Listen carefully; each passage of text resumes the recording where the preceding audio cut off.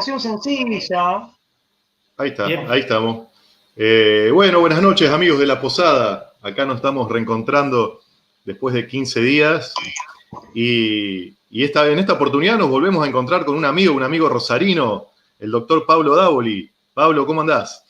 Hola, Pablo. ¿Qué tal? Buenas tardes, buenas noches ya, buenas noches para todos y bueno, muy agradecido de esta posibilidad y de esta invitación que me han hecho. Muy gratificado de estar nuevamente en La Posada Errante. No, vale decir, sí, vale decir que fuiste el primero con el que comenzamos este ciclo, que nos está sorprendiendo para bien, porque la gente se ha enganchado con la temática. Bueno, y hoy tenemos mucho para hablar con vos, así que por eso necesitamos volver a reunirnos. Bueno, muchas gracias. No sabía este dato, no sabía esto que me estás comentando, de que había sido la persona, digamos, con la que se inauguró este ciclo y esta modalidad. Formato, sí. Que además es un formato particularmente agradable. Es un formato particularmente agradable, incluso el título ya me gusta, ¿no? La Posada Errante. Sinceramente, claro. La verdad que es un título que es creativo, es original, es ingenioso, pero por sobre todas las cosas me resulta cálido, me resulta acogedor. Bueno. Nos alegramos. Esa es la idea. Bueno, hola Lean, hola Pablo. Vamos a hacer, como siempre, como todas las noches, vamos a presentar al invitado. Bueno, esta noche nos acompaña Pablo Dávoli, abogado por la Pontificia Universidad Católica Argentina, magíster en Inteligencia Estratégica Nacional por la Universidad Nacional de La Plata. En Rosario ejerce la docencia en las materias de ciencias políticas, formación del pensamiento jurídico-político, filosofía del derecho, sociología jurídica, teoría del derecho, derecho político, derecho constitucional, derechos y garantías constitucionales y otras materias, por la Facultad de Derecho y Ciencias Sociales, por la Facultad también de Ciencias Económicas y Derecho y Ciencias Políticas de la Universidad Abierta Interamericana. También creo que es importante también para contarles a quienes nos escuchan respecto a nuestros invitados que Pablo es autor de libros. Podemos nombrar cuestiones demológicas, meditaciones sociológicas, confesiones de un argentino preocupado, la guerra, muy recomendable, La guerra invisible, acción psicológica y revolución cultural, en coautoría con nuestro amigo también que nos acompañó, Lucas Carena, a quien le mandamos un gran abrazo, un saludo. Bueno, fundador del Instituto de Derecho Político del Colegio de Abogados de Rosario. Actualmente preside el Ateneo Cruz del Sur. Es también conductor del programa semanal La Brújula junto con Lucas Carena, emitido por TLB1. Toda la verdad primero, canal televisivo por internet y de varios programas radiales. Bueno, Pablo, bienvenido. ¿Cómo les va? Bueno, muchas gracias. Una pequeña aclaración respecto de la maestría. Constituye una asignatura pendiente. Digo porque no me quiero apropiar de un título que no tengo. Adeudo tesis. Es una maestría sí que cursé en su momento y adeudo tesis. Esa aclaración. Y respecto, bueno, de lo otro sí, me desempeño en esas casas de estudios que vos mencionaste. Lo vengo haciendo hace ya varios años con mucho gusto. Y en el caso del programa La Brújula, bueno, lo emitimos entre el año 2014 y 2017. Digo esto también para evitar cualquier, que el público ande buscando programas que al día de hoy no se están emitiendo para evitar cualquier confusión, simplemente eso. Bueno, muchas gracias. Tengo entendido que esto es dialogado y prefiero que sea así. Pablo, ¿sabés qué? Primero, no quiero dejar de decir que también en tu currículum sos exalumno del Colegio Marista. Eso nos une de una manera especial porque para quienes hemos pasado por el colegio no es un dato menor. Bueno, para entrar en tema, lo primero que quiero a ver si nos explicás y explicás a la gente es un poquito el título que le hemos puesto a este encuentro, ¿no? Hollywood corrupto, Ministerio de Propaganda del Leviatán. Bueno, el Leviatán, hay algunos que me han dicho, ¿qué es eso? ¿Vos podés explicarle de qué se trata? Bueno, hablando de Leviatán, a ver, el título tiene alguna complejidad y es inevitable cuando le sugieren a un abogado que se encargue de formularlo, ¿no? Por eso, normalmente cuando aparece un título largo, con demasiadas aclaraciones o descriptivo, normalmente hay algún abogado haciendo la tarea sucia, entre comillas, detrás. y esto no ha sido la excepción. No, concretamente, hablamos de Hollywood corrupto porque en rigor de verdad la industria cinematográfica, e incluso Hollywood más específicamente, no siempre estuvo en la situación que hoy nos muestra, en la situación de, por lo menos desde mi punto de vista, y es lo que voy a intentar explicar, y siempre hablando en términos generales, pero en la situación de degradación y de corrupción que evidencia ahora y que evidencia desde hace algunos años, pero lo cierto es que es una corrupción de un Hollywood que supo tener mejores momentos y supo ofrecer en otras épocas mejores producciones, o al menos producciones que se prestaban al debate, pero que no merecían las objeciones, los reparos y hasta el temor que muchas veces suscitan hoy en día. Entonces, lo de corrupto es por eso, lo del calificativo o descalificativo de corrupto. Lo del Ministerio de Propaganda hace referencia necesariamente a un régimen totalitario, independientemente de si está formalizado o no, de si está oficializado o no. Nos recuerda a los peores regímenes totalitarios que se han conocido a lo largo del siglo XX, es decir, que se trata de una experiencia, digamos, de evocar una experiencia histórico-política relativamente reciente. Y el Leviatán es la vieja, bueno, es el nombre del libro más conocido y es la vieja figura hobbesiana, el libro de Thomas Hobbes, el autor inglés, el pensador inglés. No en vano me dedico al derecho político, bueno, y acá nuestro amigo bien decía, yo en realidad, y aprovecho para hacer otra aclaración, en el Colegio de Abogados de Rosario, ese instituto lo fundó el Colegio de Abogados, yo fui el primer presidente, y bueno, sí es verdad que fue una suerte de iniciativa que presenté por nota, pero la fundación de ese instituto la hizo el colegio como corresponde, y me dieron el honor de presidirlo por primera vez, ¿no? Ahora ha cambiado de nombre.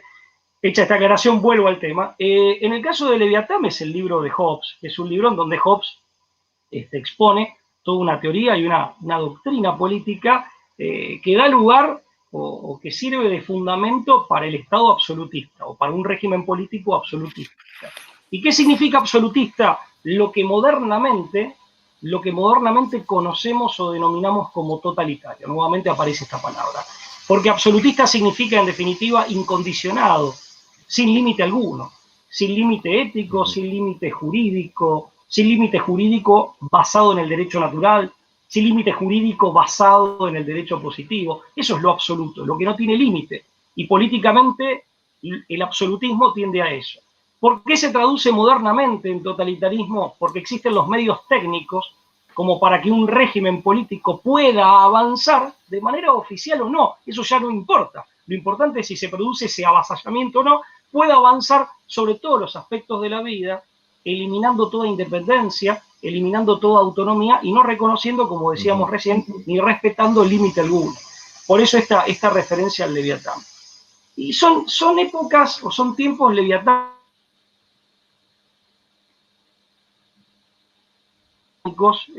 En ese sentido me pareció, no sé si se cortó, está. No, ahí está. Porque en definitiva, lo cierto es que, a ver, estamos asistiendo a una época, más allá de lo atractivo o lo llamativo, más que atractivo, lo llamativo que pueda tener el título, creo que estamos asistiendo a una época de grandes definiciones, ¿no? Estamos asistiendo a una época de grandes definiciones, a una etapa o a un momento culminante, al menos de este periodo o de este momento de la historia universal. No sé si ustedes tienen la misma percepción, pero a mí me parece que en esta etapa o en este momento cúlmine al que estamos entrando, ya las cartas están bien puestas sobre la mesa, y creo que Hollywood de alguna manera hoy, no hace 30 años, pero hoy sí pone de manifiesto esto. O sea, lo que está en juego de manera directa y evidente es concretamente, al menos el futuro por el próximo siglo de la humanidad, ¿no? O sea, son muchas las cosas que han quedado comprometidas, son muchas y muy importantes. Claro, las cosas que han quedado comprometidas y que han quedado colocadas o puestas en juego de una manera evidente. Hoy, como dice la canción, una vieja, no tan vieja canción, pero bueno, de cuando yo era más joven, el bien y el mal definen por penal, ¿no? Y en una reciente carta, en una reciente misiva que un cardenal le dirigió a Donald Trump, que un cardenal de la Iglesia Católica le dirigió a Donald Trump. Sí. Viganó, ¿no? Monseñor Viganó. Sí, Monseñor Viganó, efectivamente. Sí. Carlos María Viganó, concretamente le manifiesta esto al presidente de los Estados Unidos. Le dice, mire, hoy en día el bien y el mal se enfrentan abiertamente. Están abiertamente enfrentados. Ya no están como entremezclados, digamos, o distribuidos de una manera subrepticia, de una manera disimulada, entre o dentro de una multiplicidad de actores. Hoy la batalla metafísica entre el bien y el mal es abierta, es desembosada, es descarada, y se nos presenta a la vista desnuda. Con lo cual le terminamos dando la razón a Agustín de Hipona, ¿no? Al africano, al gran teólogo de Hipona, bueno, nacido en Tagaste, pero bueno, que pasa la historia como obispo de Hipona, en el norte de África, que fue San Agustín. La clave interpretativa, la clave hermenéutica de la historia es el combate metafísico, sobrehumano, pero que compromete o que se mete en la historia humana, imprimiéndole movimiento, imprimiéndole dinámica y sentido, que es el combate entre el bien y el mal, entre las potencias de la luz, si se quiere, y las potencias oscuras, ¿no? Sí, las dos ciudades. Esto hoy creo que está muy palpable, está muy a la vista. Las dos ciudades, como dice Nahuel. Recuerdo la carta de Viganó, él habla ahí de los hijos de la luz y los hijos de la oscuridad. Digamos, muy, muy actual. Por eso sí, claro, coincidimos con vos, Pablo. Hablo en plural porque esto lo hablamos siempre cuando nos reunimos, en que indudablemente hemos comenzado tiempos finales, ¿no? Por lo menos uno sí. O al menos el final de una época, como decía Pablo también, o sea, y por ahí, no quiero ser cursi, ¿no? En el comentario, pero se siente en el aire, ¿no? Es así, se palpa. Uno se da cuenta que hay algo, ¿no? No hay que ser muy lúcido, lo hablábamos incluso en la reunión anterior con Lucas Carena también, que hablábamos que si ladra, tiene 2 orejas, patas y cola, es un perro, o sea que no hay que ser muy inteligente. Claro, no hay que ser muy inteligente para darse cuenta que algo está pasando y que por ahí nos invita también a ser partícipes, nos invita a no quedarnos afuera. Nos invita a ser partícipes, y esto yo siempre lo he dicho a mis alumnos cuando uno habla de la teología de la historia y de la interpretación filosófica y teológica de la historia de San Agustín, que tiene la virtualidad de involucrar, y de involucrar vivencialmente, existencialmente, porque uno en definitiva sabe que está metido en un combate del cual no se puede exonerar, y que de hecho no solo está invitado, como bien decías vos, sino que está, o sea, no puede eximirse de la participación en ese combate. Claro. Es un honor, de hecho, participar de ese combate, porque se juega algo muy importante, que incluso excede el plano o la dimensión de esta vida desde ya y el plano de lo puramente humano. Pero lo cierto es que uno se tiene que asumir como constructor de la ciudad de Dios, por apelar a las figuras de San Agustín, a estos conceptos emblemáticos de la teología de la historia agustina, o constructor de la ciudad de Dios, o constructor de la ciudad terrena o terrenal, que bueno, que los discípulos de Agustín más elocuentemente le llamaban, y no tiene que ver con mi apellido, la Diaboli, ¿no? la ciudad del demonio, del diablo. Pero lo cierto es que es un llamado a la acción, y a la acción social, cívica y política, claramente, formulado sobre la base de razones teológicas y allá en el siglo V, ¿no? Sí, pero es un llamado al compromiso de acción. Pero así como nosotros puntualmente y directamente estamos diciendo que somos llamados para formar filas o estar de un lado de esto de lo que estamos hablando, ¿no? También sabemos que del otro lado están formados, y creo que también, volviendo un poquito a lo que charlábamos en aquella conversación cuando hablamos de Gramsci, respecto a que hoy son muy importantes los mensajes. Y fíjate cómo voy a tratar de hilar un poquito esto del mensaje con lo que nos convoca hoy a la posada. Por eso te quiero preguntar esto, respecto a Hollywood y cómo está infestada o cómo sus mensajes están dirigidos. Y queríamos preguntarte puntualmente, Pablo, cómo se pueden interpretar los mensajes que transmite la industria cinematográfica de Hollywood. ¿Cuál es tu opinión? Porque ellos también juegan parte en esta batalla. No sé qué opinas. Sin ningún lugar a dudas, sí, una parte importante. Mira, yo creo que hay, si se quiere, tres miradas que son complementarias entre sí, que son concomitantes y que de hecho se deben complementar. Son como tres claves conceptuales que nos sirven de abordaje analítico, ¿no? O sea, en primer lugar, cuando uno toma una película, desde luego que sabe que esa película transmite un mensaje determinado, o varios al mismo tiempo, no tiene por qué ser uno solo, no tiene por qué ser unívoco. Pero bueno, hay mensajes a transmitir. Y estas tres claves conceptuales que sirven de abordajes analíticos, que insisto, son concomitantes, son, primero, tomar la película como una plasmación de la percepción que el autor de esa obra tiene del hombre, de la naturaleza humana y del mundo. O sea, es una suerte de plasmación, o sea, el mensaje que contiene la película puede ser interpretado como una suerte de plasmación más o menos inconsciente, según el caso, de la percepción del hombre, de la naturaleza humana, del mundo y de la historia que tiene el autor o que tienen los autores de esa obra. Eso en primer lugar. Y hablo de percepción y no de concepción, porque el concepto de percepción me parece más elemental y por lo tanto más amplio. Puede tratarse de una representación mental, es decir, de una concepción y por lo tanto de una suerte de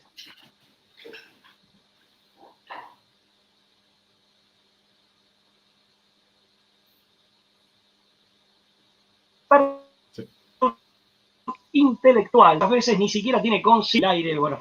Por eso no solo se trata de cómo se comprende el mundo, de cómo se lo interpreta, sino también de cómo se lo vive, de cómo se lo siente. Por eso hablo de una percepción, que puede ser intelectual o que puede ser infrarracional, que puede ser consciente o que puede ser inconsciente por parte del autor o de los autores de ese producto, que no deja de ser, más allá de que está seriado en un proceso industrial y dentro de una estructura de negocios, de un proceso de negocios, no deja de ser un producto artístico, de mejor o peor calidad técnica.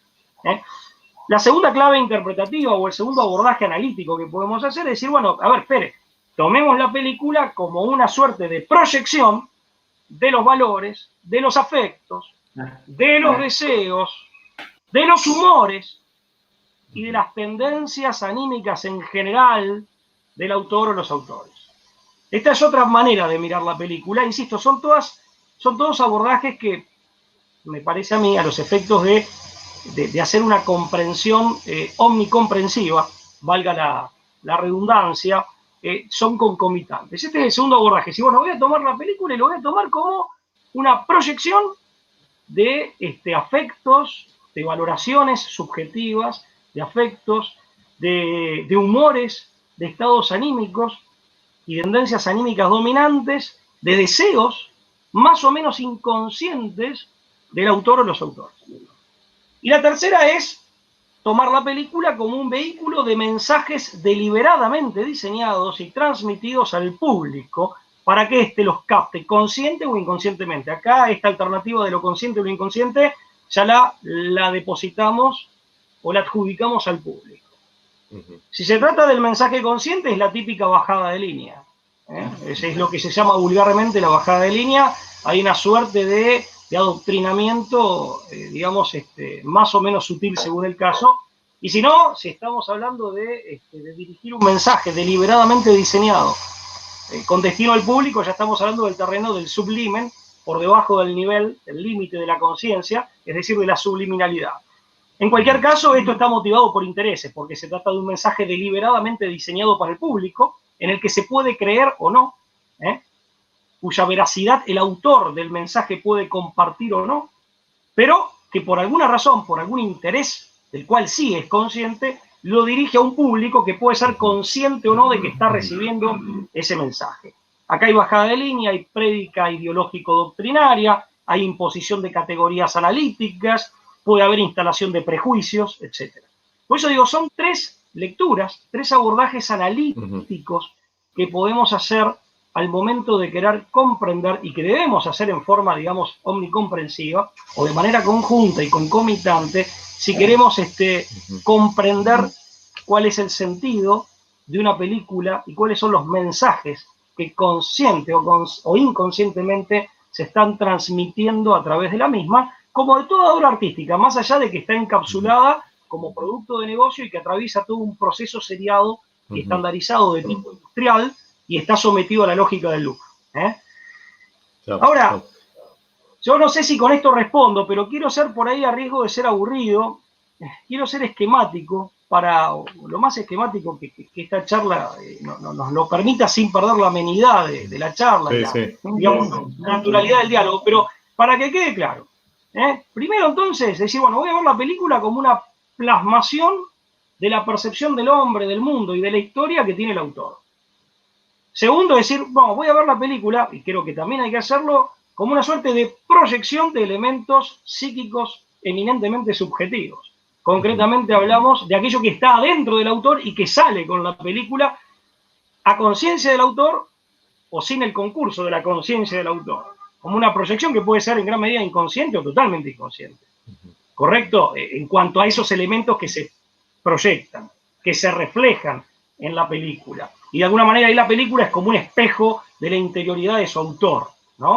Como pasa con toda obra artística. Y ahí aparecen deseos, miedos, atavismos, yo hablé de aspectos, de humores, etc. Y después voy a ver la película como un mensaje deliberado, como vehículo de un mensaje ideológico doctrinario deliberadamente diseñado para que llegue al público y para que el público lo reciba de manera consciente o inconsciente, caso en el cual ya estamos en el terreno de la subliminalidad. Ahora, en esta tercera posibilidad, que es, creo, la que queremos apuntar, ¿no? Cuando vos decís ver la película y ver una bajada de línea con esa película.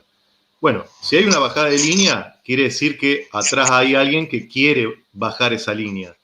En el caso de Hollywood, ¿quiénes están atrás de las bajadas de línea? ¿Qué, vos lo podés simplificar? Decir, bueno, están tales grupos, ¿qué sectores están manejando la bajada de línea? Bueno, en realidad Hollywood y diría que el universo mediático en general de los Estados Unidos se trata de un ámbito sumamente oligopolizado, sumamente concentrado, en muy pocos grupos. De hecho, según un estudio que en su momento hizo Noam Chomsky, que es el famoso lingüista de la Universidad de Nueva York, que no tiene tantos años, es un estudio de unos pocos años atrás, él claramente distinguía, y citaba también en su apoyo a otros autores, 5 grandes conglomerados empresariales, 5 grandes conglomerados corporativos, que no solo oligopolizan Hollywood como industria cinematográfica, sino prácticamente la totalidad del universo mediático de los Estados Unidos, que es un universo mediático de una enorme extensión, sumamente vasto, de una enorme complejidad y de una enorme sofisticación. Sofisticación desde el punto de vista del marketing, sofisticación desde el punto de vista tecnológico, sofisticación económica, y sin embargo, Chomsky presenta 5 grandes grupos corporativos. Y aparte lograba demostrar, hay otros autores que también lo han hecho, cómo este proceso se ha agudizado en los últimos años. De hecho, hace 10 años atrás eran 6, no 5, y previamente eran un poco más, y cómo, a través de los paquetes accionarios y de las juntas directivas, en definitiva podemos ver un entrelazamiento de los distintos grupos entre sí. Y cómo también hay, si bien no es monolítico, y si bien hay un nivel en el cual compiten, también hay intereses compartidos, hay ideas compartidas, hay valores compartidos. O sea que ahí no hay mucho misterio tampoco, ¿no? Nosotros en el libro, vos citabas el libro La Guerra Invisible, que es un libro que escribimos con Lucas Carena hace unos años atrás. Bueno, hay un capítulo en donde hemos plasmado este estudio de Chomsky y también hacemos cita de otros autores, ¿no? La verdad que sí. Por eso digo, un universo mediático vastísimo que abarca no solo la industria cinematográfica, sino también televisión, radios, prensa gráfica, periódicos, sofisticadísimo desde el punto de vista tecnológico, desde el punto de vista económico, poderosísimo, y de su llegada, que es global, o cuasi global, altamente monopolizado. No es monolítico, pero tiene un alto nivel de concentración, y concentración en grupos que comparten intereses. No comparten Claro. todos los intereses, pero sí gran parte de los mismos. Yo creo que ahí ya hay un principio de respuesta. Bien, bien. Y Pablo, ya estamos hablando ahora de grupos económicos. Si hablamos de grupos económicos, se desliza, incluso lo dijiste puntualmente, hay intereses creados. La pregunta que creo que se la tienen que estar haciendo todos, y si Hollywood está implicado en esto, o nosotros consideramos, podríamos decir que, o podríamos convenir o concluir que Hollywood se ha convertido en una usina del pensamiento políticamente correcto o el pensamiento único. No sé, se me ocurre hoy, vos agarrás cualquier serie, cualquier película, siempre están las cosas que sabemos, ¿no? Que conocemos. Siempre las del pensamiento políticamente correcto, bueno, ahora con todo el tema del ecologismo, o sea, siempre lo mismo, o sea, tratan de uniformizarnos. No sé si vos pensás eso, si coincidís. Sí, aparte, necesariamente eso, a ver, esa uniformización necesariamente, más allá del contenido de los mensajes que se dan, o de los mensajes que de alguna manera se imponen, ¿no? Por la masividad de la difusión, que vienen como tsunami por su propia fuerza, eclipsando a otros, pero más allá de eso, todo proceso de uniformización, y esto es uno de los síntomas de la crisis del mundo moderno, que uno dice postmoderno, bueno, sí, es el mundo moderno en crisis, en su instancia final. Justamente la uniformización implica esa homogeneización, adrede o no, necesariamente implica desertificación de las culturas y un empobrecimiento espiritual de la humanidad, sin ningún lugar a dudas. Con lo cual, más allá de que podemos cuestionar los intereses que están detrás de los mensajes, y más allá de que podemos cuestionar los mensajes en sí, por eso estamos hablando de un Hollywood altamente corrompido en cuanto a los mensajes que brinda, que profiere, pero más allá de eso, ya el hecho de la uniformización y del acallamiento de las voces, de las particularidades culturales que quedan como pisoteadas y quedan como eclipsadas y finalmente perecen o corren el riesgo de perecer, ya eso per se es algo negativo. Implica un empobrecimiento espiritual de la humanidad, un vaciamiento de las culturas de los diversos pueblos que hacen a la gran familia humana. Y este problema va más allá de Hollywood. Lógicamente Hollywood es parte de este problema, es una parte de este problema, adrede o no, pero es una parte de este problema y una parte importante. Y además, la verdad es que si uno tenía que elegir una cultura, digamos que justo, o sea, yo no, la verdad que estoy en contra de todo intento homogeneizador, ¿no? Por lo que acabo de explicar. Pero encima se homogeneiza, digamos, por una cultura que la verdad deja mucho que desear, ¿no? O con elementos culturales, o que son encarnadura de antivalores, o que como mínimo son de una vulgaridad, pero por decir lo mínimo, en realidad estoy en la epidermis. Miren, cuando uno habla de Hollywood, normalmente yo le llamo como a ver, si uno va a lo epidérmico, ¿qué ve? Y ve claramente, por ejemplo, ¿no? Por ejemplo, son ejemplos que se me han ido ocurriendo, ¿no? Por ejemplo, o sea, Hollywood te presenta Roma, te hace una película, insisto, en las últimas décadas, ¿eh? No previamente era otra cosa. No es que estaba todo bien, pero era otra cosa. Te presenta una película sobre Roma o sobre el Imperio Romano y te muestra una Roma neoyorquina, una Roma multicultural. En la última película sobre el personaje legendario, el rey Arturo, el personaje mítico, legendario inglés, en la última película también nos presentan una Londinium, una Londres antigua, premedieval, pero también como si fuera Manhattan desde el punto de vista de la conformación social. Y eso es una cosa que no tiene nada que ver.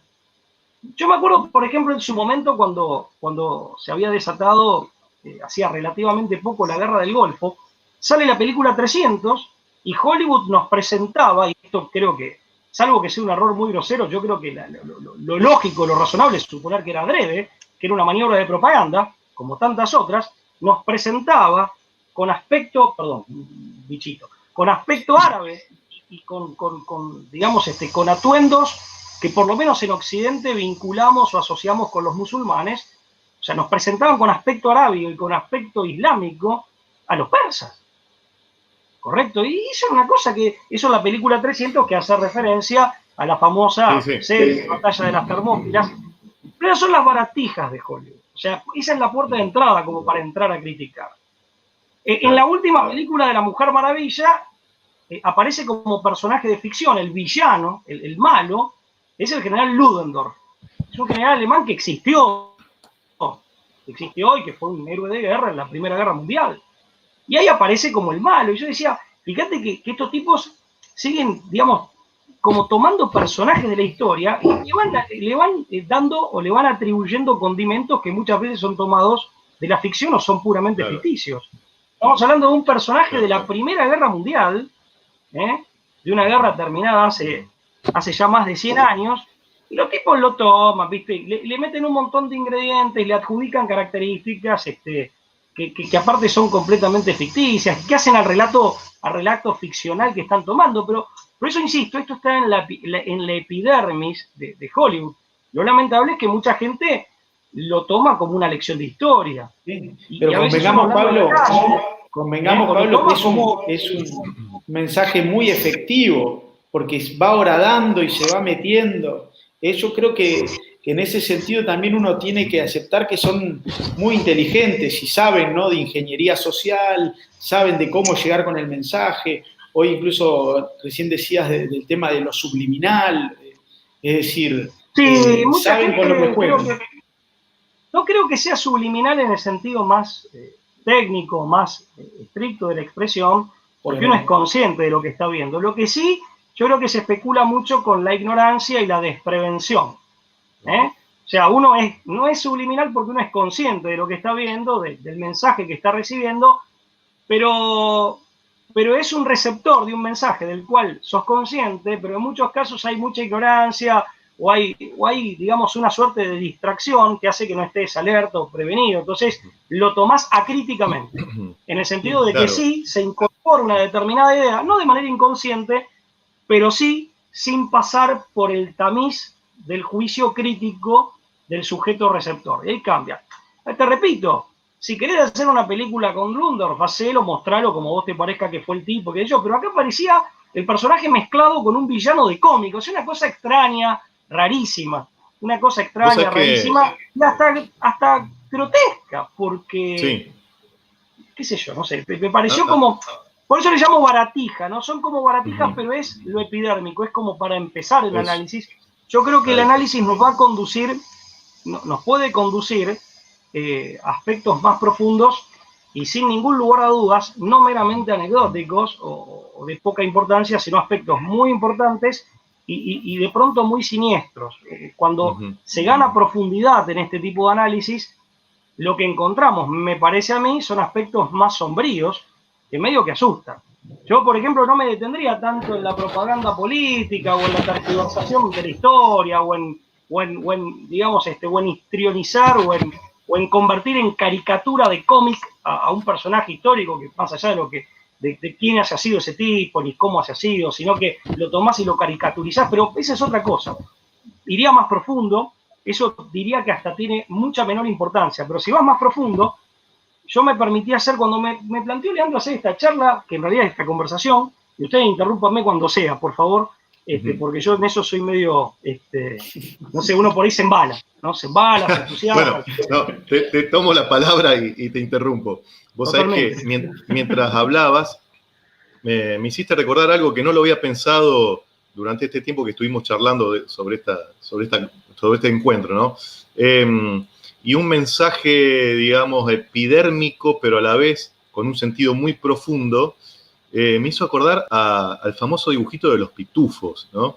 Que uno no era consciente cuando era chico y sin embargo escuchaba críticas y después de grande se fue dando cuenta, ¿no? Que es cierto que el malvado, ¿no? Gargamel, algunos se acordarán, estaba vestido como un sacerdote católico. Si algunos decían que tenía hábito franciscano. Yo he escuchado eso, he leído eso. Hasta eso, ¿no? ¿Y el gato cómo se llamaba, Leandro? ¿Te acordás? Azrael. ¿Cómo te acordás? Azrael, ahí está. Y tenía unos personajes, yo no me los acuerdo ahora los nombres, pero estaba vanidoso, todos pecados capitales había dando vueltas por ahí, ¿no? Entonces ese lineamiento, digamos, ideológico, que puede ser simpático o uno nos pueden decir, che, no sea exagerado, en realidad es profundísimo. No, hay una, la voy a parafrasear a Arendt, hay una banalización de lo malo. O del antivalor, ¿no? De presentarlo de manera simpática. Y es lamentable porque esto está dirigido a chicos, ¿no? No me resulta tan exagerado, y si lo es por muy poco. Pero si vos te acordás, ya que estás por esa línea y vamos profundizando, como metiéndonos en una jungla de manera analítica, vamos haciendo nuestra exploración.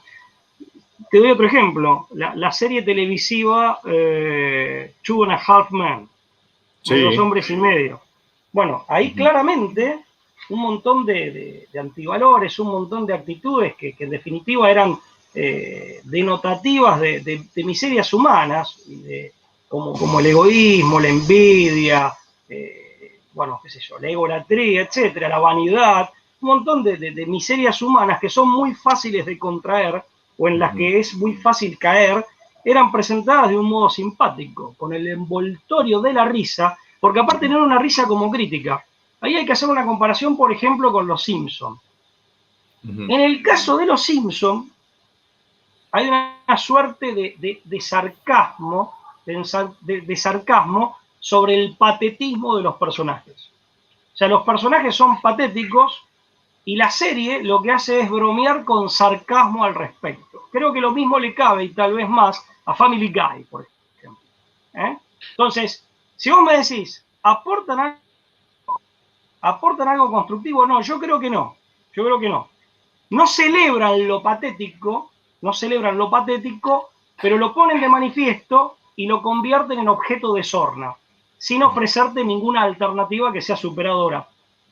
Pero en el caso de esta serie a la que hacíamos referencia, Two and a Half Men, ahí se presenta como simpático un montón de actitudes que son bajas, que son, no voy a decir canallescas, porque tampoco no son graves, pero no son graves por la miniatura que son los personajes. O sea, a ver, son personajes que son egoístas, que son engreídos, que son cobardes, que son vanidosos, es decir, son dechados de defectos, no de virtudes. Sí, lo que pasa es que como son personajes minúsculos, por eso aparte siempre se los muestra en situaciones de cotidianeidad. Como son personajes minúsculos, el mal que pueden hacer, que es derivación de estos defectos o de estos vicios, también es pequeño. Pero es pequeño por la impotencia del personaje, por la escasa estatura del personaje, no porque el defecto en sí no sea grave. Un tipo resentido, si es pequeño, este resentimiento se va a traducir en actitudes que son reprobables, pero de escasos alcances y de poca gravedad en cuanto a sus efectos prácticos hacia afuera, más allá de lo que pase con la estructura psíquica y con el alma, en última instancia, o más ampliamente de esta persona. Si es Tiberio, le das la capacidad intelectual y física de Tiberio, le das el poder que tuvo el emperador Tiberio, pero que fue uno de los grandes resentidos de la historia, hace lo que hizo Tiberio, a quien le podemos adjudicar, o algunos historiadores adjudican, un millón de asesinatos. Si ustedes se llaman Instituto Padre Castellani, lean el análisis psicológico que hace Castellani del emperador Tiberio. Yo me permití escribir, a la luz de eso y haciendo una correlación con la película Joker, el manejo del resentimiento. El manejo del resentimiento. Joker como génesis de un personaje, ya que hablamos de que ahora las cartas están sobre la mesa, está toda la carne colocada en el asador, las máscaras se han caído, y el bien y el mal definen por penal, y el bien y el mal definen por penal. Esto se ve claramente en la evolución de la personalidad y hasta del aspecto físico de ciertos villanos de cómic llevados por Hollywood al cine. Uno es Joker, ya no es más el ladronzuelo medio raro, gótico de los 60. Es el monstruo satánico. Sí. Perdona, Pablo, Lean, disculpa que interrumpo porque vos sabés que me interesa mucho esa opinión tuya, Pablo, y por eso quiero aprovechar, porque tengo un concepto que me parece que lo vas a desarrollar ahí a través de Joker, porque te queríamos preguntar si en esto que estamos hablando, ¿no? Y esta banalización del mal, algo que por ahí, no sé, tal vez me equivoqué al decir un mensaje subliminal, sino que lo que quiero decir es que a veces, por inocentes, no nos damos cuenta que hay una cosmovisión o una moral que quieren por debajo pasar a través de estos productos cinematográficos, pero la pregunta es si notás que se está trabajando a raíz de todo esto que nos contás, sobre la imagen del antihéroe, de lo que se llama antihéroe, no sé, se me ocurren La Casa de Papel, que son bandidos, Breaking Bad, que por ejemplo es alguien que para ganar dinero, porque está en una situación difícil, de forma cómica se pone a producir estupefacientes, drogas, Joker, otro antihéroe, Deadpool, entre otros, ¿no? Si se trabaja el antihéroe, y no quiero extenderme mucho más, para subvertir el concepto de lo que está bien o está mal.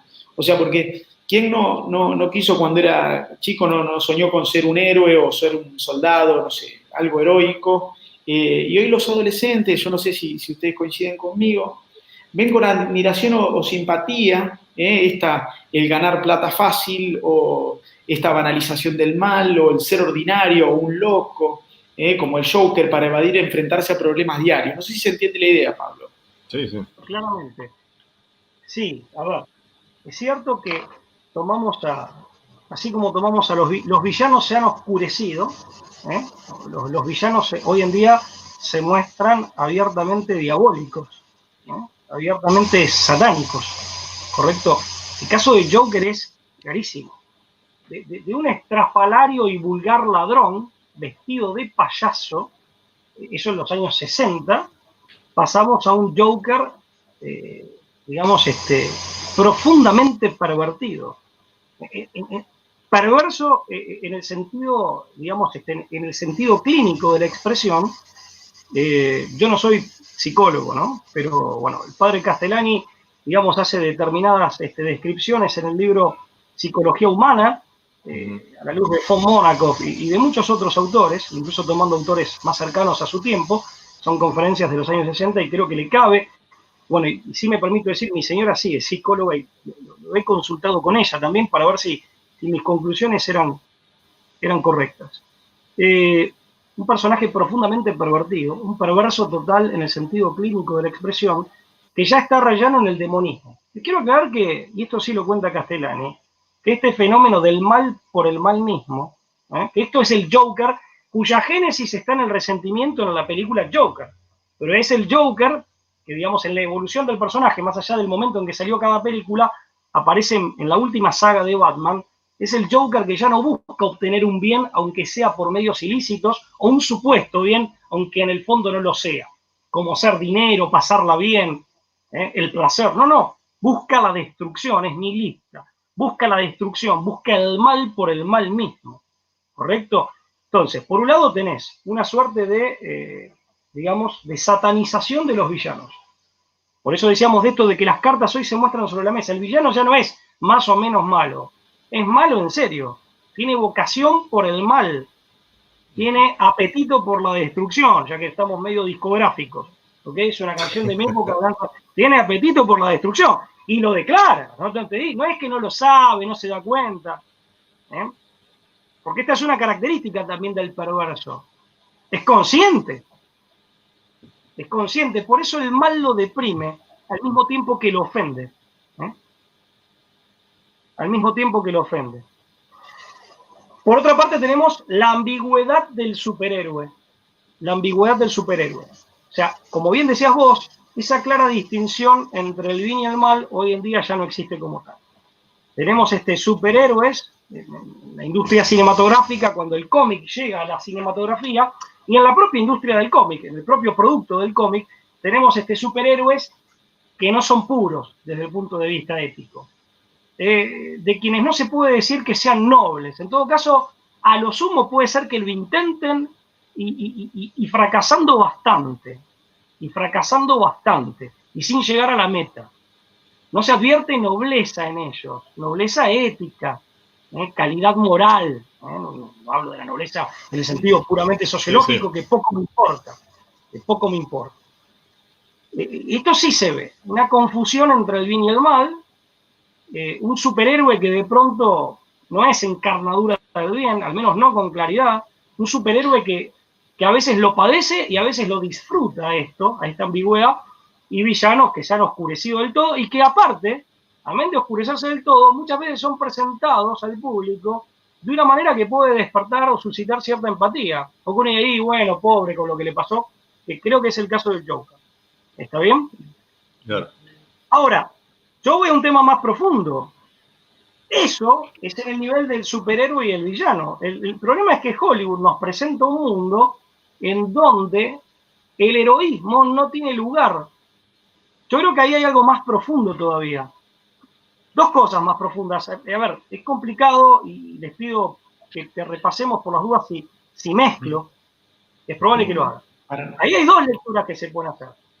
Hollywood también es cierto, amén de esta ambigüedad del superhéroe, que de pronto ya no es tan noble ni tan bueno, que de pronto es moralmente cuestionable, y esta satanización del villano, pero que al mismo tiempo parece ser un tipo al que hay que comprender. Esto contribuye a la confusión y la mezcla, o a la inversión, siendo la confusión un paso previo antes de la subversión o de la inversión. Pero más allá de eso, creo que hay dos líneas de análisis que hay que hacer acá. Hollywood nos ha dejado sin héroes a la talla de lo humano. Si uno se fija en las películas de Hollywood, de distinto tipo, desde el cine catástrofe hasta las que llevan a la realización cinematográfica, a la expresión cinematográfica, a las aventuras del cómic, no hay héroes humanos, no hay espacio para héroes, y mucho menos para héroes insertos, como sucede en la práctica o como ha sucedido en la práctica en una comunidad. Primer lectura, es un héroe individualista, amén de que es un héroe ambiguo, es un héroe individualista, que opera solo, no está acompañado por nadie, y de hecho los demás muchas veces son presentados como una mera carga para el tipo. Segunda lectura, es un héroe sobrehumano, es un extraterrestre, alguien cuya genética mutó. Acá hay un mensaje transhumanista terrible en X-Men, por ejemplo, claro, cuya genética mutó, el próximo paso en la evolución, o es un tipo que es un cyborg, o que está complementado, también hay un mensaje transhumanista de otro tipo, complementado por máquinas, robotizado, Iron Man. ¿Correcto? Nunca es un ser humano con talla humana real.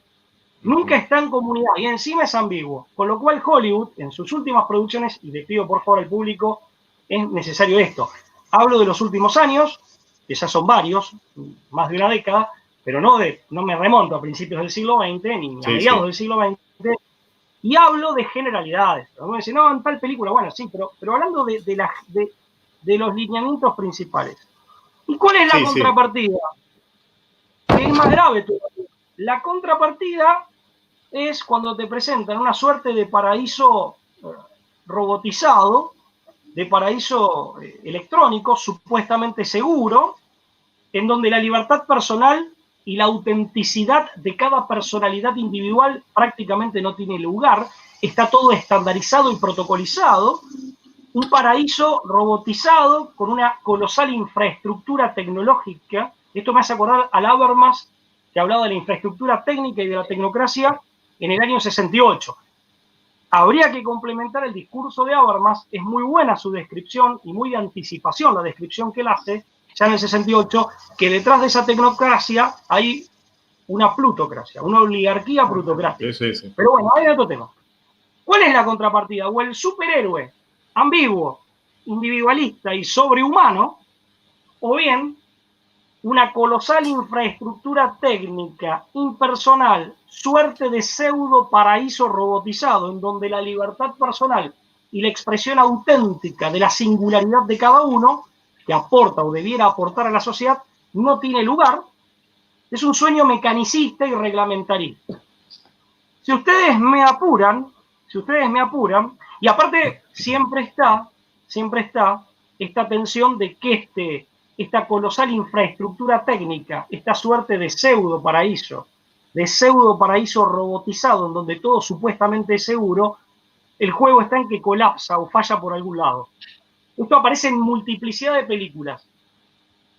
Si ustedes me apuran, en realidad meritaría de mucho tiempo para explicarlo, para mí detrás, acá está, o el sueño mecanicista, que en última instancia tiene una inspiración gnóstico o gnóstico-cabalística, ¿correcto? El sueño mecanicista tiene en última instancia, o como raíz lejana, la gnosis anticristiana, porque el mecanicismo, esto lo han demostrado muy bien muchos filósofos y teólogos, el mecanicismo tiene en la base una raíz gnóstico-anticristiana, o está la idea del mesiánica mundana, en donde aparece justamente por eso un superhéroe que actúa él por sí mismo,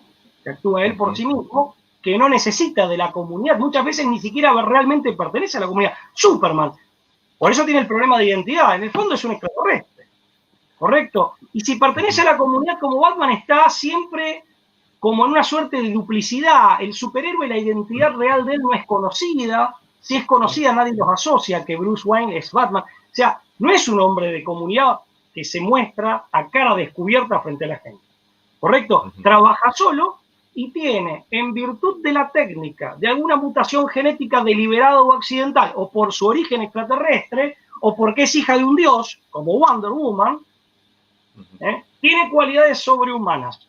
Ahí aparece, por eso digo que tenemos en realidad como una suerte de tensión entre el individualismo, que el mito de la autosuficiencia individual, que es un mito moderno, lo extrema y lo deposita, lo encarna en una figura de rasgos mesiánicos, adaptada al cómic y al mundo del siglo XXI, versus el colectivismo, el otro extremo, el colectivismo, que desde el punto de vista metafísico tiene una raíz gnóstico-anticristiana. Digo gnóstico-anticristiana, lo aclaro especialmente para diferenciar, porque hay autores que hablan de la gnosis cristiana y demás. Entonces, para que quede claro. Entonces, ahí me fui muy profundo, pero hay cosas mucho más profundas. Y entonces te muestran esos dos, esa bipolaridad.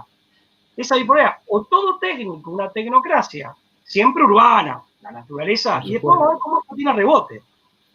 La naturaleza no, siempre urbana, ultra tecnificada, en donde la libertad individual y la expresión de la propia autenticidad no tiene lugar, y en donde está todo reglamentado y protocolizado, ¿correcto? Versus, se cae todo, colapsa, falló, lo rompieron, algo pasó, no anduvo, eso es para los escépticos, versus ese panorama tecnocrático colectivista, el individualismo en grado extremo, que se basa en el mito de la autosuficiencia, y lo deposita, lo encarna en una figura de rasgos sobrehumanos. ¿Correcto? Y tienes cosas muy crueles. Por ejemplo, todavía veían los Vengadores, perdónenme, termino con eso, hay mucho más, pero termino con esto. Sí. Cuando viene Loki, ¿no? El malo, el dios nórdico malo, viene Loki y dice: arrodíllense, ustedes nacieron para arrodillarse. Se arrodillan todos. Se levanta un señor mayor de aspecto poco adulto, porque vos podés escoger un actor que sea una persona mayor, pero de aspecto adulto, que adopte una pose adulta, más allá de los achaques de la edad y de un rostro visiblemente anciano. Se puede ser adulto al menos en la pose. No era el caso. Es el único que se para, y dice que él no se va a arrodillar, al menos no ante el que se lo está pidiendo. Loki le dispara el rayo y la cara de terror del tipo es terrible. Lo salva el Capitán América. ¿Qué significa? Que ni siquiera el tipo en el fondo, que fue el único que se animó a desafiar la directiva que ordenaba arrodillarse, ni siquiera fue capaz de enfrentar la muerte sin miedo. O sea, ¿cuál es el mensaje al hombre común?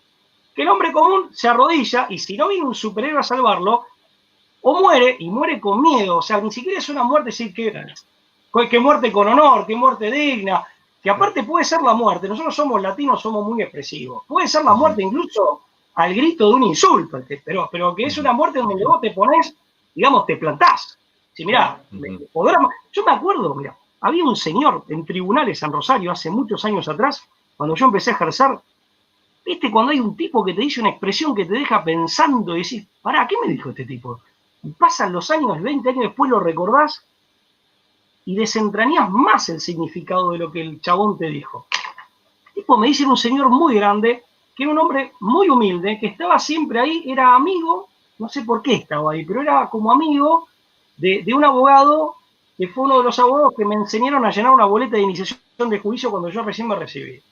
Por digamos, el tipo una vez me dijo, estamos hablando de las luchas sociales, y demás, el tipo me dice, Davo, le dice, a veces, o me dijo, pibe, a veces hay que saber hacerse matar. ¿Qué frase? Hay que saber hacerse matar. ¿Qué te está diciendo? Que el tipo se planta. La película esta de los Vengadores no te muestra eso. Nadie se planta y el único que se planta es un tipo decrépito, sin actitud, y que se plantó y hasta deja la idea de que cometió un error, porque si no lo salvaba el Capitán América, desde luego que iba a morir, pero aparte iba a morir sin gloria, iba a morir con el rostro marcado por el terror.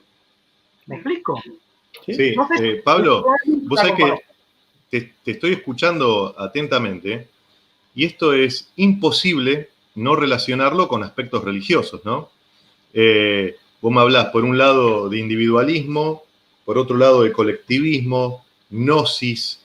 Este ejemplo que me decís de nacieron para arrodillarse, ¿no? Entonces uno ve una burla, una tergiversación satánica de cosas, por ejemplo, que nosotros como católicos decís, sí, nosotros nos arrodillamos ante Dios, ¿no? Y uno ve que hay toda una mala intención en eso, ¿no? Y es cierto que, digamos, el que nos va a salvar es, el que nos salva a nosotros es Cristo, no el Capitán América. Pero uno ve toda esa mala intención, ¿no? Diabólica por la confusión y porque nos saca en definitiva de ver la realidad, ¿no? La oculta. ¿Ves eso, no? Sí. Aparte, fíjate vos, hablando del hombre, yo cuando me puse a cuáles son los grandes lineamientos, los lineamientos principales que en general uno puede advertir en esas producciones, máxime que son producciones para los chicos o para gente joven. Una primera es el mundo como inmundo, ¿no? Viste que nosotros hablamos de algo feo, de algo que genera repugnancia, como inmundo, que viene del latín inmundus, que es lo contrario al mundo. ¿Por qué? Porque en la civilización clásica, en la cultura clásica, de la cual somos herederos hispanoamericanos, en vertiente hispanoamericana, el mundo era algo bello. El mundo tenía sentido, tenía logos, tenía un sentido inteligible, y en ese sentido que poseía era bello. Tenía un orden y resplandecía su belleza. Esto está hasta en el origen etimológico de las palabras. En el latín, mundus es lo bello, y por eso lo contrario al mundo, o lo que lo afecta, que puede ser un problema ecológico, antropogénico, lo genera, es algo inmundo. Es lo contrario al mundo, es algo inmundo. En muchas producciones de Hollywood, el mundo es presentado no como mundo, sino como inmundo, como algo feo, incluso como un antilogos o un alogos, como algo que no tiene un sentido. Hay una percepción opuesta a la de la latinidad. Hay una percepción opuesta a la greco-latina, a la cristiana desde ya, por supuesto. Pero esto ya viene desde el paganismo greco-latino, o desde la etapa pagana, y una percepción opuesta a la del hispanoamericano. Porque el hispanoamericano es un chango que está formado sobre esos otros cimientos. Somos. Sí. Fíjate que te presentan al mundo como lugar hostil y amenazante. Es una percepción que está elocuentemente plasmada en el cine catástrofe y en las ficciones apocalípticas. Amén de que el apocalipsis o lo apocalíptico en Hollywood siempre es armagedónico. Siempre. No es la segunda venida de Cristo, ¿no? La pelea de los... No, siempre es armagedónico en el peor de los sentidos o en los aspectos más sombríos. Claro. Y en esos escenarios trágicos, los hombres en general, ¿cómo somos presentados? Como minúsculos, como sumidos en una crasa impotencia, como insignificantes. Hay una expresión de Perón en el libro La Comunidad Organizada que hace referencia a los regímenes totalitarios. El hombre es presentado como insectificado, minúsculo, insignificante, impotente, insectificado. Esto se ve cuando, por ejemplo, en muchas películas viene la ola gigante y se ve la gente correr como cuando uno con una pelota le pegaba, alguna vez jugué a la pelota, pocas veces y mal, pero alguna vez jugué, le pegaba sin querer, pues yo lo hacía sin querer, a un hormiguero y salían las hormigas. El hombre insectificado visto desde arriba, frente a un mundo que necesariamente desde esa miniaturización vas a percibir como peligroso. Y acá no se juega solamente la percepción del mundo, como inmundo y como sin sentido en la historia, sino que se juega también una percepción del hombre. El problema del mal está, ahora que estamos hablando de que las cartas están sobre la mesa, está permanentemente planteado. El problema del mal en el hombre, mal planteado. Por eso son tiempos de Hobbes. ¿Se acuerdan? Homo homini lupus, el hombre es el lobo del hombre. No. Este planteo del hombre satanizado, este planteo del hombre como algo débil, muchas veces ridículo y malo, en lo que puede hacer malo o peligroso, está permanentemente planteado. Lo tengo presente, por ejemplo, en la última película de Wonder Woman, que creo que es del 2017, ya tienen 3 añitos encima, en donde hay todo un alegato de Ares, del villano de la película, que es el dios de la guerra, Ares, que no en vano aparece bajo la figura de un inglés, interesante.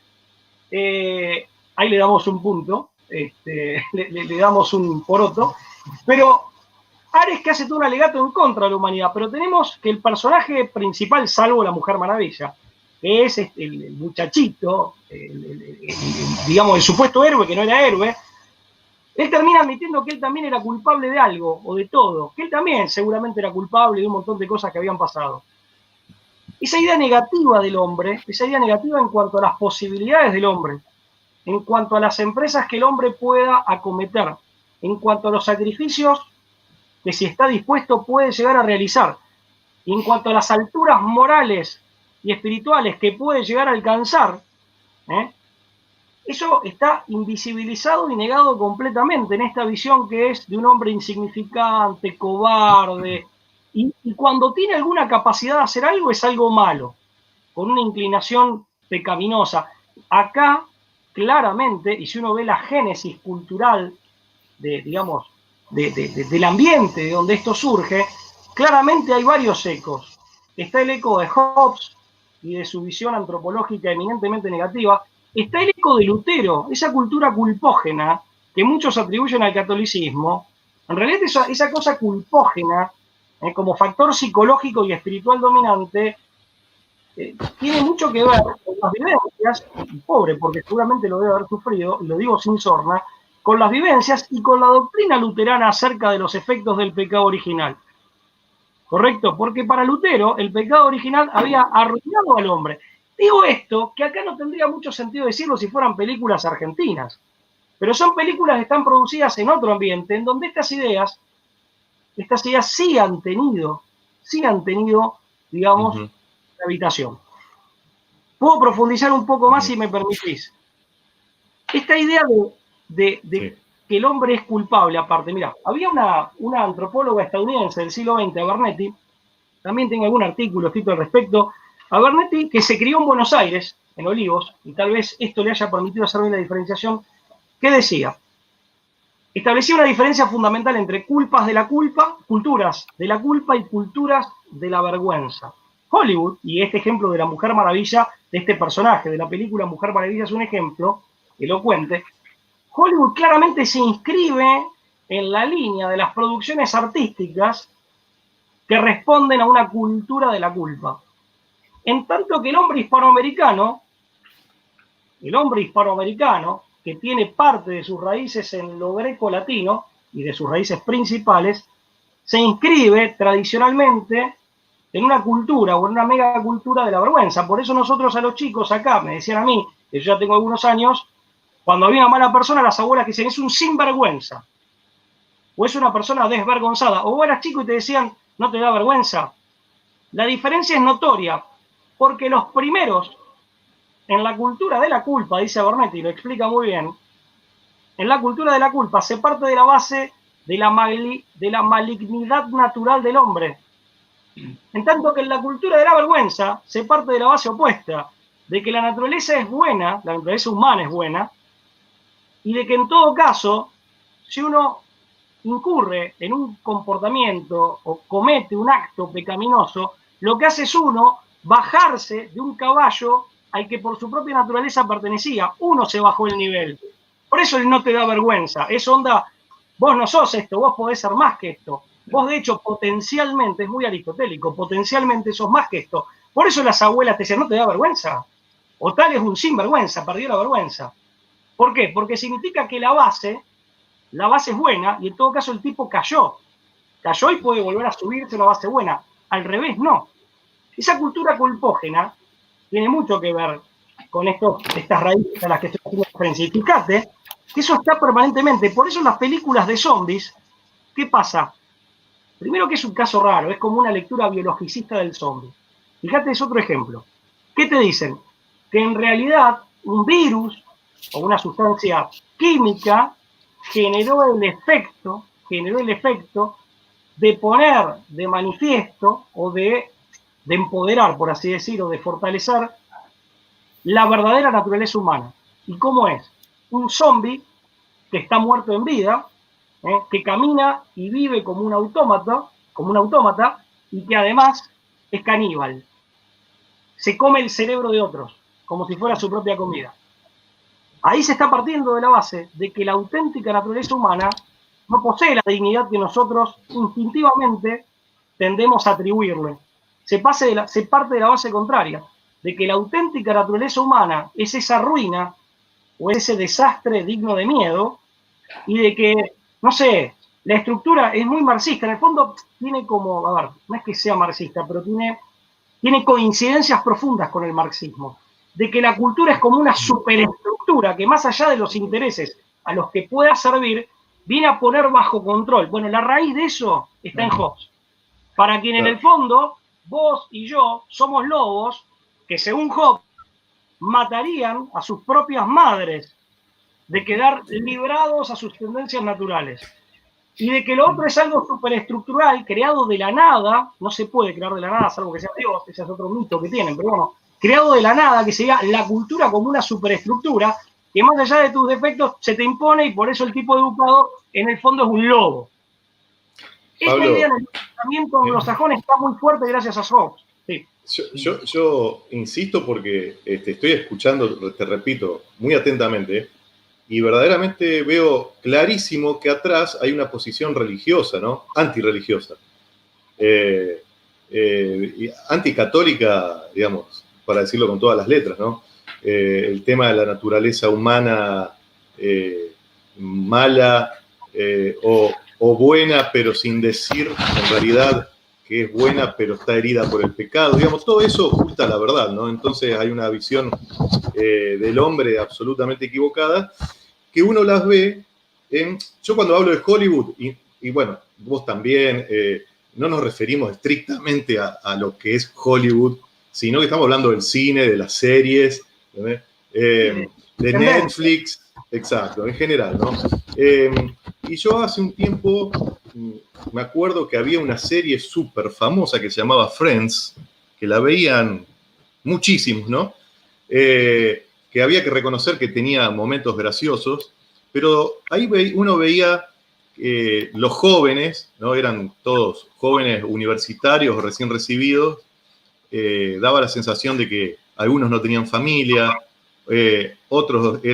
todos eran promiscuos, eran materialistas, digamos, una serie que a mi juicio generó mucho daño en los jóvenes, ¿no? Porque aparte se admiraba esa manera de vivir, ¿no?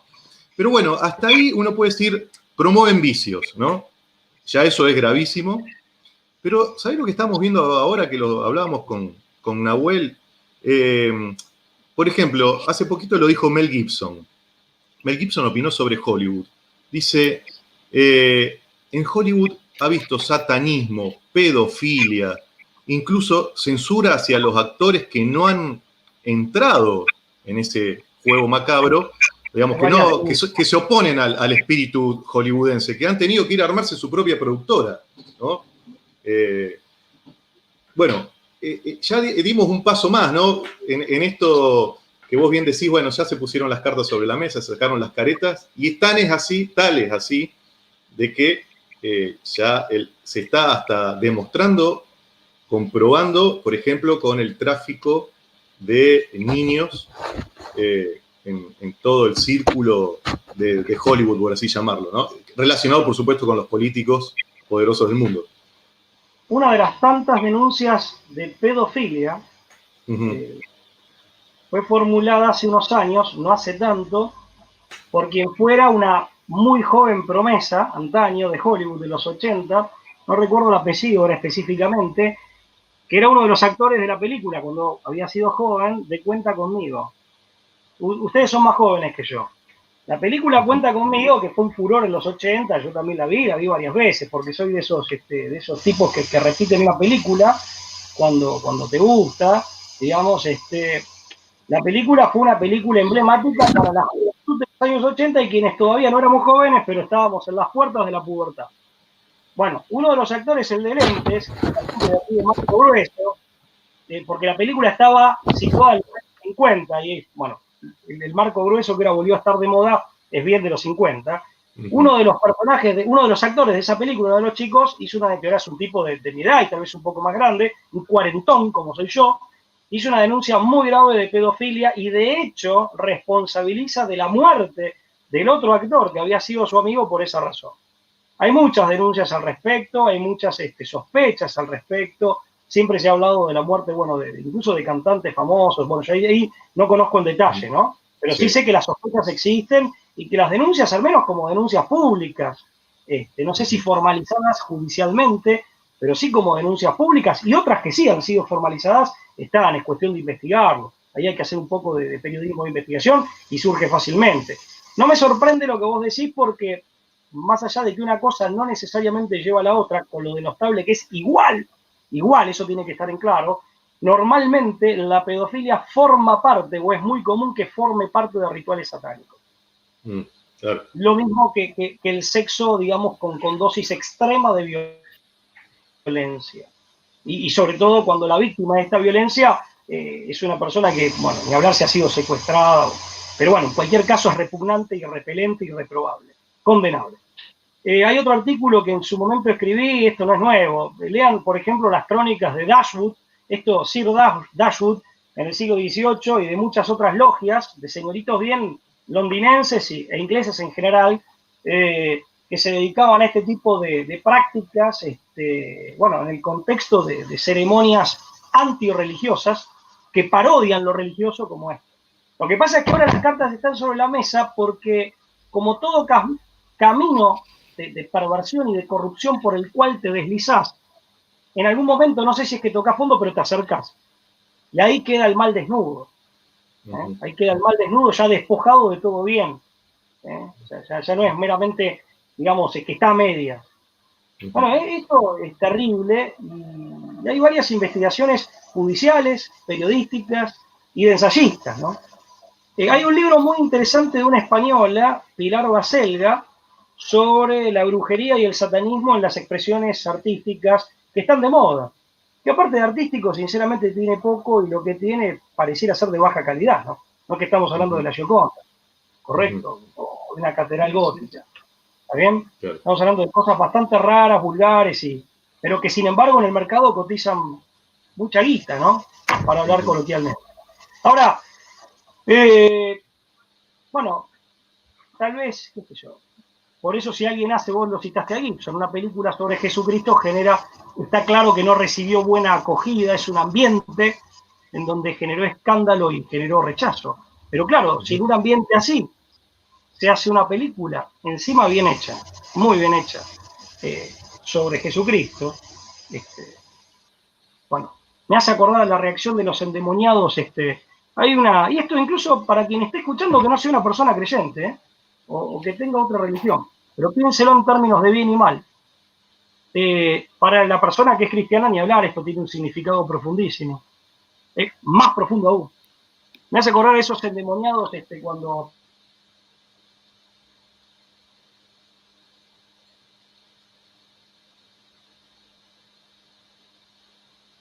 parecido relato de una parte del Evangelio, un pasaje, Cristo se acerca a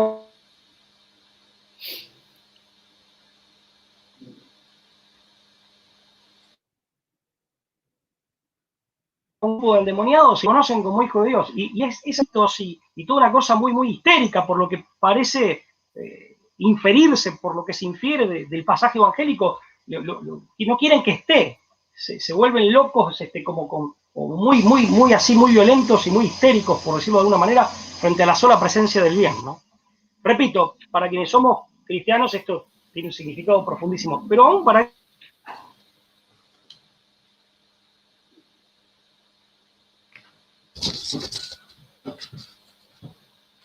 persona que nos está escuchando, presentación vale igual, le puede sacar el jugo igual de ese pasaje. Miren,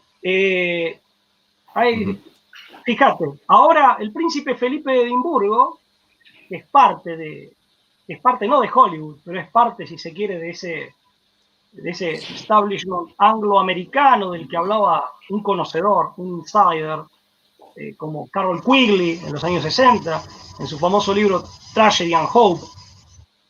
El tipo dijo que a él le hubiera gustado reencarnar bajo la forma de un virus para exterminar a gran parte de la humanidad, una cosa terrible como esa, porque entiende también de que la humanidad es algo malo, algo que genera desequilibrios, un factor de desequilibrio, etc.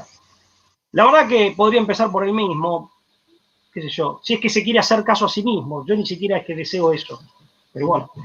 Ahora, lo cierto es que yo me planteo dos cosas. Primero, esta idea de que el hombre es una suerte de factor de desestabilización tiene que ver con esta idea satanizada, negativa y ruinosa de la naturaleza humana, que es una idea jovesiana, tiene otros orígenes también, pero es una idea culpógena y es una idea jovesiana, y es una idea obsesiva. Eso aparece en muchas películas y aparece exactamente así. Y muchas veces, aunque gane el bueno, hay una famosa película, no recuerdo bien, creo que era de Tom Cruise, cuando la película te muestra que finalmente la humanidad sobrevive, es como que sobrevive, o de casualidad, si es que tal cosa existe, tal cosa como la casualidad, para mí es otra idea mítica, pero bueno, o sobrevive, pero bueno, casi que por accidente, no por un auténtico merecimiento. No queda refutada la idea de que la humanidad sea eso y no otra cosa. No queda refutada esa idea. Hay un joven que el otro día me pasó el papá, yo le comenté que iba a dar esta charla y me pasó un artículo, un joven de acá de Rosario, Rossi de apellido, es el hermano de un exalumno mío, que me mandó un artículo muy bueno, lo quiero citar al joven, porque realmente es un tipo muy joven que cuando el papá me comentó, decime que me mande el artículo, y me dice sobre una de las películas de los Vengadores, que se llama, Guerra Infinita, en donde vuelve este argumento de que la humanidad es algo malo, de que hay que controlarla demográficamente, de que hay que limitarla, y ahí aparece claramente el antinatalismo, que ha aparecido también en películas, yo recién mencionaba una en la que había actuado Tom Cruise, también aparece en X-Men, dentro de la saga de X-Men, esta idea que yo puse en boca de Felipe, en realidad cité a Felipe de Edimburgo y tantos otros, tiene que ver con estos grupos. Y la pregunta que yo me hago, ¿saben cuál es concretamente?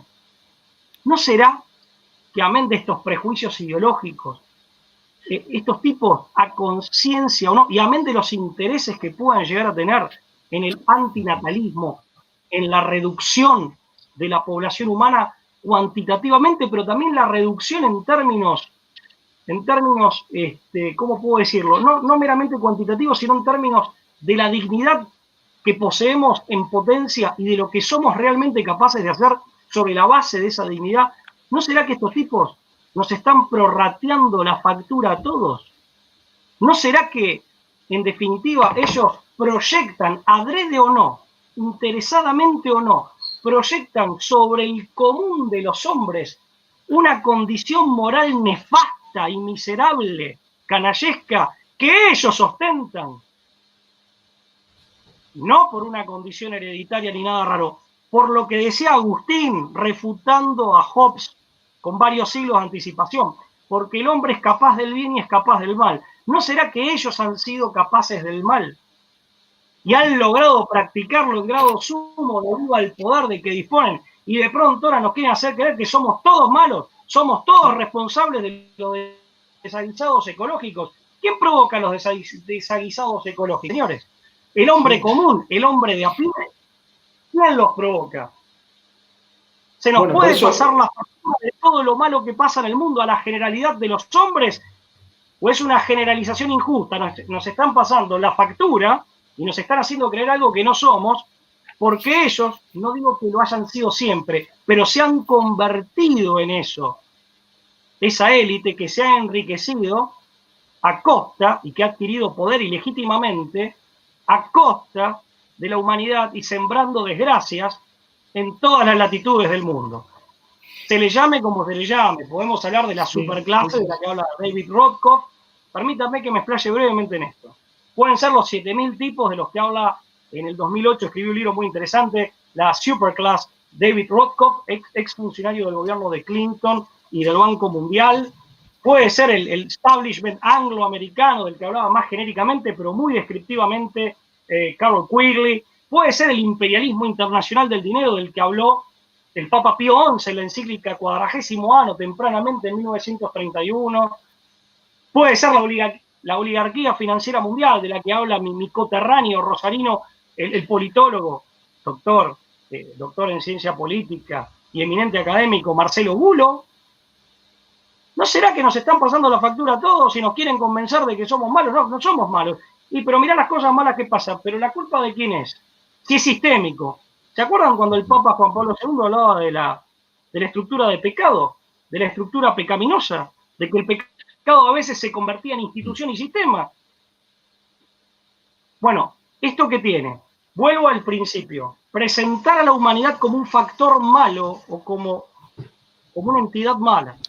Presentar a los hombres como viles, por regla general y a veces sin excepción, y presentarlos como un factor de desestabilización del orden cósmico, ahora de golpe creen en el logos, ¿no será que hay bajada de línea para que paguemos la factura que tendríamos que mandárselas a ellos con intereses, aunque yo no creo en el interés? ¿Correcto? Pero eso sí. Y Pablo, ¿no será que proyección, y cierro con esto, por eso decía que hay que interpretar multidimensionalmente, que hay una proyección inconsciente de lo que estos tipos son, porque es en lo que se han convertido? Porque el hombre no es el lobo del hombre, como decía Hobbes, pero puede llegar a serlo si se degrada, porque puede optar por el bien, es capaz de la santidad y de la nobleza, pero también somos capaces del mal, como bien explicaba Agustín. Por eso yo creo que son los dos tipos que hay que tener en claro ahora para entender el mundo de hoy. San Agustín de Hipona y Thomas Hobbes como contracara. Sí, Pablo, vos sabés que te digo la verdad, sinceramente, te quiero dejar ahí, y permitime, Lean, con las frases estas últimas y el cierre que haces, que me pareció, te digo la verdad, excelente, y como último mensaje, excelente. Y bueno, y dejar, Lean, para una próxima charla podríamos hablar muchísimo más. Alguien mencionaba recién Jorge Bairo, el caso de Woody Allen, como director Roman Polanski y Sharon Tate, en este ámbito de Hollywood. En Inglaterra, creo que es Jimmy Savile, también conocido pedófilo, me explico, y un montón de cosas que podríamos hablar, o por ejemplo algo vinculado a Pizzagate, también el tema de Abramovich y el Spirit Cooking, o sea, muchísimas cosas que las dejamos, si quieren, para una próxima charla. Y no sé, Lea, si vos querés ir cerrando, pero el tiempo es cruel y me parece que estamos ahí en la recta final. Sí, saben que realmente no me estaba dando cuenta del tiempo, porque esto está muy interesante. Bueno, con Pablo ya hablamos que esto obviamente también se replica en otro ámbito artístico, que es el ámbito de la música, ¿no? Ahí también hay mucho para decir, ¿no? Pero bueno, nos comprometemos a tener un nuevo encuentro en la posada con Pablo y el resto de los amigos para seguir este tema y también llevarlo al ámbito de la música. En definitiva... Pero me quedo, Lean, perdona, me quedo con esto de Pablo, lo último que lo quiero decir, que es esta proyección de lo que ellos son, ¿me explico? No sé si lo entendí bien, Pablo. La proyección de su moral interna. Él hacía referencia al tema, había un programa muy bueno que lo recomiendo de La Brújula, que era, me parece, la Inglaterra de Dashwood, que relata muy bien los límites o el enmarcado moral que tiene esta gente. Pero esa proyección, eso me gustó muchísimo como idea. Disculpame, Sí, Leandro. yo lo que quería... Sí, No me sí, refiero, después. desde luego que no me refiero al pueblo inglés en general. No, Quiero dejarlo. tampoco. Estamos hablando de grupos minúsculos, que aparte, insisto, como el hombre es capaz del bien, pero también capaz del mal, es constructor, ya que hablamos de Agustín, de la ciudad de Dios y la ciudad terrenal, puede ser cualquiera de ambas cosas, bueno, que han optado por este camino y se han hecho poderosos en este camino, y al hacerse poderosos, las desgracias que han sembrado han sido grandes. Y ahora de pronto te pasan la factura, te dicen que la culpa es de la humanidad, que el hombre es así. No, ¿cómo? No es cierto. No es cierto. No es real, no responde a la realidad del ser humano ni de los acontecimientos históricos.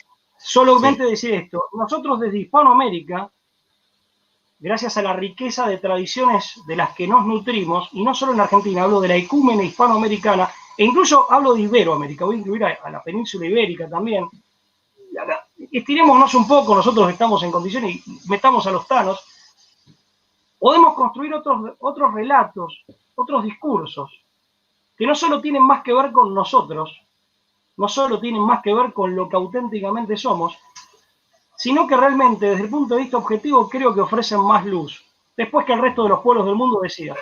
Pero tenemos que construir otros discursos, otros relatos y ser encarnadura viva de esa otra manera de vivir que obedece a otra percepción del mundo que no es esta y a otros intereses que no son estos.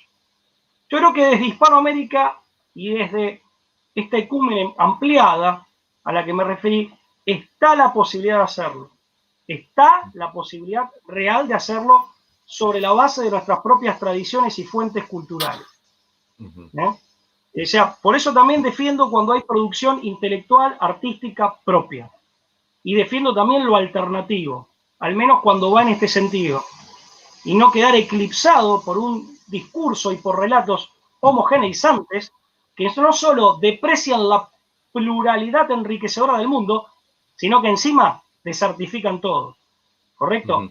Siempre hablando en términos generales y con la disposición declarada de admitir las excepciones y valorarlas. Bien, perfecto. Sí, yo solamente comentarte, Pablo, agregar que todo esos que ellos expresan, su inmoralidad interior que nos transmiten y nos quieren hacer pagar los platos rotos, es consecuencia de a quién han elegido servir. Porque en definitiva, vos estás hablando de San Agustín, ¿no? Hay dos ciudades. Y hace poquito, el 31 de julio, recordábamos a San Ignacio, ¿no? Y están las dos banderas, ¿no? O de Cristo o del demonio. Y las cartas están echadas sobre la mesa y ya no hay manera de ocultarlo, de que acá el enfrentamiento es sobrenatural, digamos. Y nosotros estamos acá en el medio jugándonos el destino eterno. Pero felices, ¿eh? Por Felices, supuesto. ¿eh? Participar de algo muy importante. Estás jugando un partido muy importante, viejo. Te invitaron a jugar en la selección. En la selección y vos decís cuál te pones. Sí. Y es una llamada a la dignidad de cada hombre. Sí. A la dignidad de cada hombre.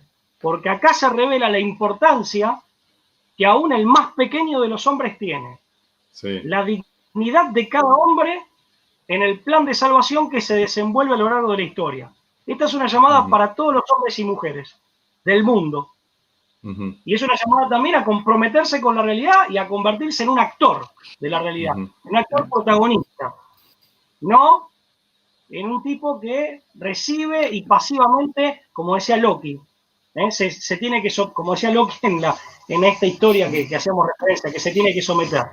¿Está bien? Hay que hasta reinterpretar el significado de liberación, que en Hispanoamérica es una palabra que tiene peso y que ha tenido distinto color ideológico. Y si reinterpretamos la liberación también desde estas perspectivas, Sí, por supuesto. Bueno, Desde el verdadero sentido de la palabra libertad. Son hipótesis, Claro. y es para conversar. Es para conversar y ojalá lo podamos hacer en otro momento. Ojalá me den la posibilidad, porque realmente ha sido un honor y muy grato, y lo digo de corazón, que me inviten y que podamos charlar de estos temas. La verdad que lo agradezco profundamente. Me honra. El honor ha sido nuestro, Sí, Pablo, sí. por supuesto. Sí. Así que no, te agradecemos, Pablo, muchísimo. Y ya quedamos en que en un tiempito nos volvemos a reencontrar. Cuando quieran, estoy a disposición. Les agradezco, les mando un abrazo a la distancia. Espero poder hacerlo cuando se pueda, prontamente, en forma personal. Y bueno, también abrazo al público. Un saludo para todos. Bueno, igualmente. Nos vemos. Un abrazo. Chao, Chau, Pablo. Chau, Nahuel. Chau, nos vemos. Nos vemos, Lean. Buenas noches.